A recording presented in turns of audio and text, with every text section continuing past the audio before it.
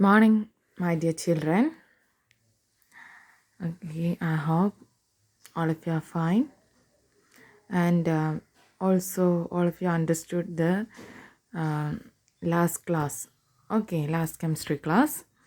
In the last class, we just studied about the comparative study of the properties of solids, liquids, and gas. Today, we are going to studying about the diffusion. Diffusion is a process of intermixing of two particles of the different types of matter of their own. This process is known as diffusion.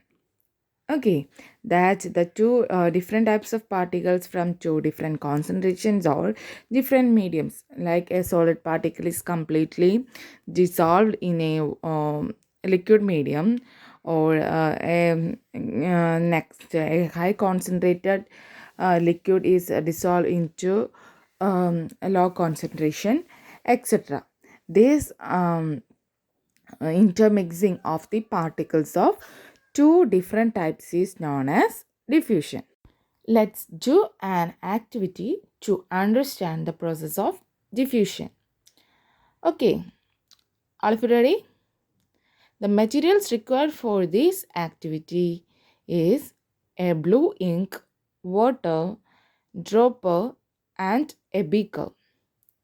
The procedure is: half fill a beaker with water and put a drop of blue ink carefully and slowly along the side of the beaker. What we can observe? We can observe immediately after adding the ink drops. The observation: the color of ink spread evenly in the water. And we can conclude that the particles of the ink intermix on their own with the particles of water. These particles of ink get into the space between the particles of water. The intermixing of these particles is known as diffusion. Okay, all of you understood? What is diffusion? The intermixing of the particles or uh, two different types of matter particles is known as diffusion. Okay, thank you.